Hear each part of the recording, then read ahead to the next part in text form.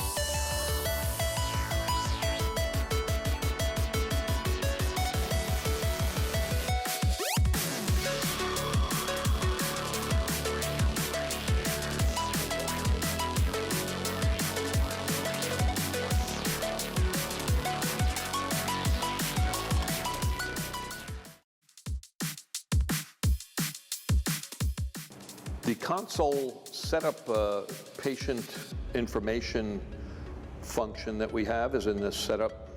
Here we can enter patient data, such as age, which age would affect part of the calorie formula, also the VO2 test. The gender also affects VO2 test. The weight will be entered for, again, calorie formula, and the height is used for our seat position function, and I'll show you that now. So I'm done setting up all the patient data. I'm going to go to, well, why don't we go to the seat position function. This function allows you to enter the patient information like we just did, the user's height, and then be able to enter the patient's minimum and maximum knee flexion. We have 6 settings for the knee flexion. We have right minimum, left minimum flexion. We have all the way up to left knee maximum, left knee minimum. So we'll do that one. If I enter, if your patient has a maximum flexion of 90 degrees, we can enter that, and then if their minimum flexion is about 10 degrees, we enter that. So this patient has a functional range of 80 degrees, and what we're able to do now is calculate what this patient's seat position should be based on the height we entered, and what the crank position should be based on the patient's range of motion. So the seat should be set at 10, which we could set, and then the left crank would be set to 9, right crank set to 9. So you go down and set the crank to position 9, and then that will allow the patient to go through 90 degrees to 10 degrees. 90 degrees here, 10 degrees here. Okay, so the next The next function we have would be the level scale. What this does allows you to customize when we are using the program, the resistance levels. Right now the default is 5 watts. So each time I press and increase the resistance level, it'll increase at 5 watts each time. And I can select 10 watts per level or 15 watts per level. So we'll leave it at 5 watts per level. The next function is watts per row. In here we set the default as 10 watts per row. We're talking about the rows of lights.